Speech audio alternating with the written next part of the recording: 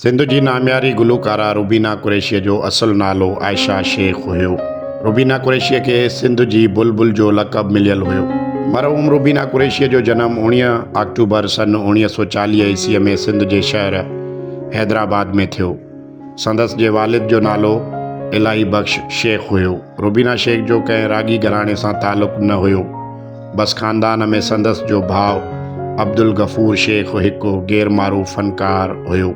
रुबीना पंहिंजे राग जी शुरूआति प्राइमरी स्कूल जे प्रोग्रामनि खां कई, जंहिं वक़्तु हू प्राइमरी तालीम वठी रही हुई।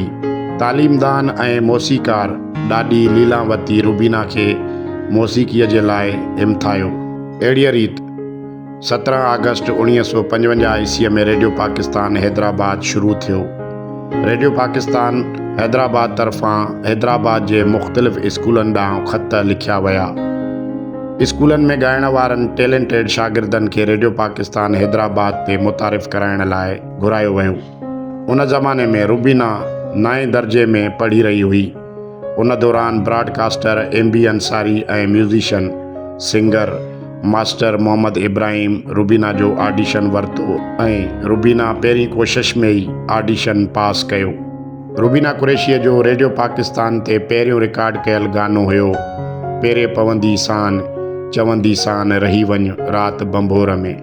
पंहिंजे फ़नी सफ़र साण गॾु हिन पंहिंजी तालीम बि जारी रखी ऐं यूनिवर्सिटी ऑफ सिंध मां MA मुस्लिम हिस्ट्रीअ जी डिग्री हासिलु कयईं ऐं बाद में हिमतुल इस्लाम गर्ल्स हाई स्कूल हैदराबाद में 1968 ईस्वीअ ताईं टीचर तौरु नौकरी कई।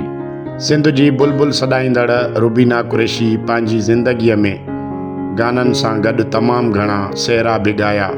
जीजी ज़रीना बलोच, अमीना ऐं ज़ेबुनिसा सां गॾु तमामु घणा सेहरा लाॾा न सिर्फ़ु ॻाया आहिनि पर रिकॉर्ड बि कया आहिनि। रुबीना कुरैशी सिंधी फिल्मुनि में खोड़ सारा गाना ॻाया, जहिड़ोका घूंघट लाइ कुंवार, ससी पूनू वग़ैरह वग़ैरह।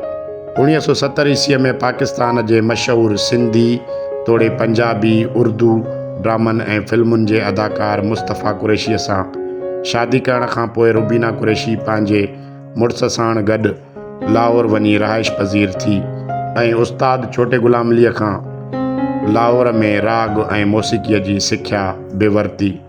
उन खां बाद में रुबीना कुरैशी उर्दू, पंजाबी, सराइकी, पश्तो ऐं बंगाली ज़बानुनि में बि कलाम ॻाया ऐं रिकॉर्ड कराया। चवनि था त रुबीना कुरैशी पहिरीं पाकिस्तानी औरत हुई जंहिं पाकिस्तान ऐं चाइना जी सियासी, समाजी, इक़्तिसादी लाॻापनि खे मज़बूत करण में किरदारु अदा कयो। अॻूणे वज़ीर आज़म ज़ुल्फ़िकार अली भुट्टो रुबीना खे चाइना मोकिलियो हुयो, जिते हुन चाइनीज़ ज़बान में कलाम ॻाया। फ़नकार बि अमन जा सफ़ीर हुजनि था। अहिड़ीअ रीति रुबीना कुरैशी दुनिया जे मुख़्तलिफ़ मुल्कनि में पंहिंजे फ़न जो मुज़ाहिरो कयो।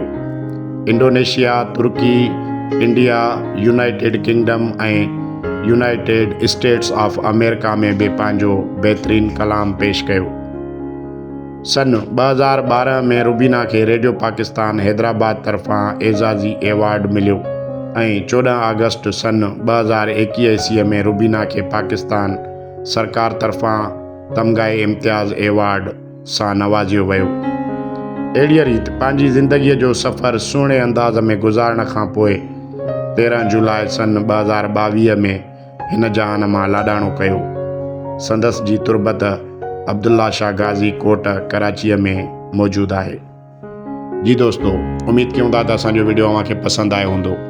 दोस्तनि खे गुज़ारिश आहे त असांजे चैनल खे लाइक कयो, सब्सक्राइब कयो ऐं वधीक दोस्तनि ताईं शेयर कयो। जिए सिंध, जय झूलेलाल।